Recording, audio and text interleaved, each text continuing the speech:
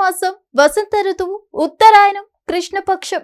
తిది పంచమి సాయంత్రం 4:34 వరకు నక్షత్రం జ్యేష్ఠ ఉదయం 5:54 నుండి ఏప్రిల్ 8 తేదీ వరకు వర్జ్యం ఉదయం 9:14 నుండి ఉదయం 11:02 వరకు దుర్ముహూర్తం ఉదయం 8:35 నుండి ఉదయం 9:25 వరకు తిరిగి రాత్రి 11:09 నుండి రాత్రి 11:55 వరకు అమృతకాలం రాత్రి 8:01 నుంచి రాత్రి 9:49 వరకు